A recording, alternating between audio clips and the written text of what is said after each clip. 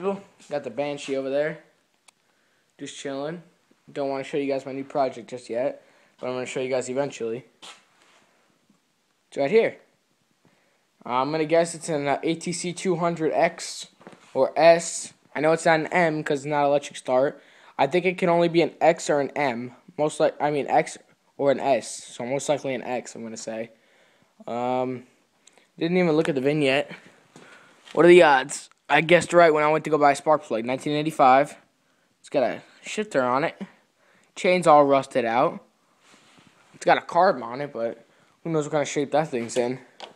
Clutch is actually not frozen. Guy had a friend.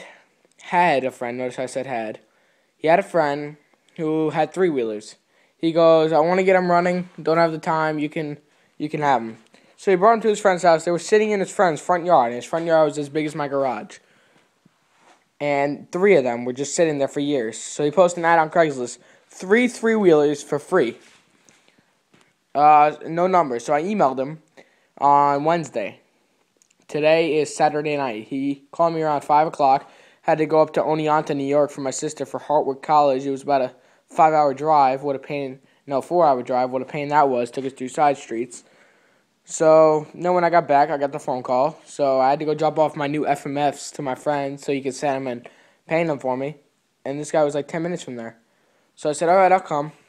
So, I went there, looked at them. I didn't even bother looking too closely. It wasn't even worth it. I was like, you know what, they're free. I called him up. I said, give me your address. I'm coming. Think about it. If it's free, at the worst, just burn it. Who cares how bad it is? Too bad I was only able to get one. Haha, just joking. I got the other 3 outside. The other 2 outside. One's missing a front end. The other one's missing a rear end. The one missing the rear end has a motor in it that's turning. So the motor turns. The one that has no front end, I don't know anything about that motor. All I know is that it's seized up. And the rear end bolts right up. This one's got white plastics. Definitely think it's a 200X. It's got great compression. So what I'm going to do is I'm probably just going to put these on the side for a little while until I have time to mess with them. The one that I got, here's the Banshee. The one that I got tonight, the other one that I got is actually complete. So I have the back plastics, everything for it on the floor over there.